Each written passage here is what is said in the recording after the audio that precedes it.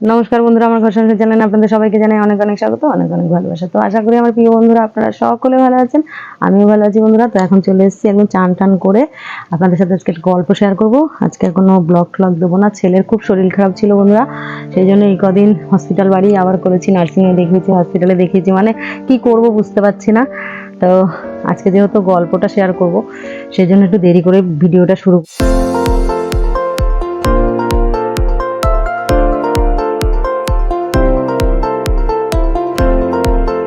যে গল্পটা শেয়ার করছি সেটা একটা চাষির বাড়ির গল্প করছি বন্ধুরা। এক চাষি গরু পুষতো, চাষিবাসী ফ্যামিলিতে আমরা সবাই জানি যে গরু বাছুর পোষে। তো এরকম গরু পুষতো। ওই চাষি ভাইয়ের গরু, একটা গরুতে বাচ্চা দিয়েছে, মানে গাভীন ছিল গরুটা। তো বাচ্চা দেওয়ার পরেই সেই বাচ্চাটি মারা যায়। তো গরুটা এত পরিমাণে কাঁদছে বন্ধুরা, এত কাঁদছে, গরুর কান্নায় মানে চাষিও কাঁদছে তার সাথে সাথে। তো সেই গরুর বাচ্চাটা একদম ছোট সদ্যজাতক শাবক, সেই গরু বাচ্চাকে দামোদর নদীর পাড়ে তাদের বাড়ি, সেই দামোদর নদীর পাড়ে গিয়ে সে গরু বাচ্চাটাকে মাটি চাপা দিয়ে এসছে, মানে গর্ত করে, যেটাকে বলে যে মাটি চাপা, মানে কবর মতন করে ওর মধ্যে মাটি চাপা দিয়ে এসছে। মাটির তলায় পুঁতে দেয় না গরু ছাগল মরলে, তো ওখানে পুঁতে দিয়ে এসছে। তো গরুটা দেখেছে যে তার বাচ্চাটাকে ওখানে পুঁতে দিয়ে এসেছে। তো তারপরে সেই গরুটা, মানে ভাবলে অবাক হয়ে যাবেন আপনারা, ওই গরু মাঝে মাঝে ছুটে ছুটে ওই বাচ্চাকে যেখানে মাটি দিয়েছে সেখানে চলে যেত, যে খুব কাঁদতো, খুব কাঁদতো। আর গ্রামবাসীরাও দেখে ভাবতো, আহারে বাচ্চাটা মরে, যারই বাচ্চা হোক বন্ধুরা, দেখবেন মানুষের বলুন গরু বাছুরের বলুন, সবই তো মায়ের মন, তাই না?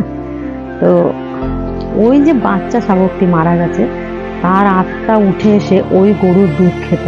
আপনাদের শুনলে তো মনে হচ্ছে যে এরকম আবার হয় নাকি দিদি ভাই। এই গল্পটি কিন্তু আমার প্রতিবেশী জেঠিমার কাছ থেকে আমি শুনেছিলাম, সেই জন্য আপনাদের সাথে আজকে শেয়ার করছি। ওনার বাপের বাড়ি হচ্ছে ডুমজোরের ওদিকে, দামোদর নদীর পাড়ে। ডুমজোর গ্রামটার নাম আমার ঠিক মনে নেই। সেই দামোদর নদীর পাড়ে অনেক বছর আগেকার ঘটনাই আপনাদের সাথে শেয়ার করছি বন্ধুরা। তো ওই নদীর পাড়ে তখন জেঠিমা ছোট ছিল, তো জেঠিমারাও এই ঘটনার সাক্ষী আছে, সেই জন্যই আমার কাছে গল্পটা বলেছে। তো ওই নদীর পাড়ে ওই গরু যখনই ছুটে ছুটে যেত, ওই মা গরু, ওই বাচ্চার আত্মা এসে মা গরুর পালান থেকে দুধ খেত। অনেকে এরকম দেখেছে। একদিন ভোরবেলায় ওই চাষি দেখছে ওই গরু ছুটে ওখানে গেছে, আর তার চারিপাশে একটি বাছুর ঘুরে বেড়াচ্ছে। এটা কিন্তু গোভূত বলে অনেকে, গোভূত, আবার অনেক জায়গায় কি সব নাম বলে, যাই হোক আমার মনে নেই। এই জেঠিমারা নাকি গোভূত বলতেন। তো ওই গোভূত যাকে বলে, বাচ্চা গরুর যে আত্মা আর কি, বাছুরের, সেই আত্মা এসে ওর মার চারিপাশে ঘুরছে, আর মানে ওই চাষি দেখেছে। তারপরে এই জেঠিমারই মা, যে জেঠিমা আমার কাছে গল্পটা শেয়ার করেছে, সেই জেঠিমারই মা, জেঠিমার ছোট বোন, মানে ওর জেঠিমারা 3 বোন, ছোট বোন যখন হয় তার কাঁথা কাপড় ধুতে গিয়ে ওই দামোদর নদীতে ধুতে যেত। সকালবেলায় বাচ্চা কাচ্চা ছোট থাকলে কাঁথা কাপড় ধুতে যায় না, সেই দিয়ে দেখেছে যে ওই বাচ্চা শাবকটি তার মায়ের দুধ খাচ্ছে। তখন এসে এই চাষির বউকে বলছে, দিদি তোমাদের গরুর বাচ্চাটা মারা গেছে না, তাহলে সে দুধ কোথার থেকে খাচ্ছে? এরকম আমি দেখলাম বাচ্চাটা দুধ খাচ্ছে ভোরবেলায়, মানে তখন 4:30 পৌনে 5টা বাজে তখন।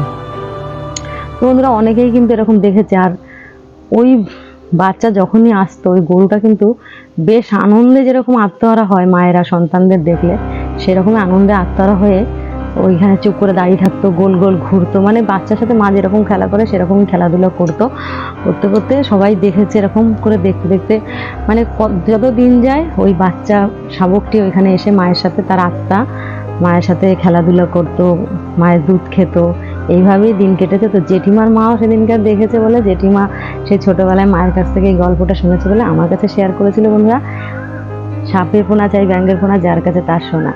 তো গরু হলেও সেও মার সাথে দেখা করতে আসতো, ভাবুন তো আপনারা। তো আজকে ছিল এই ভিডিও বন্ধুরা। আজকে ভিডিও আর বেশি বড় করছি না, এখানে এন্ড করছি। সকলে ভালো থাকবেন, সুস্থ থাকবেন। আর যদি ভিডিও ভালো লাগে অবশ্যই লাইক কমেন্ট শেয়ার করবেন, চ্যানেলটি সাবস্ক্রাইব করে পাশে থাকবেন। তো আজকের মতো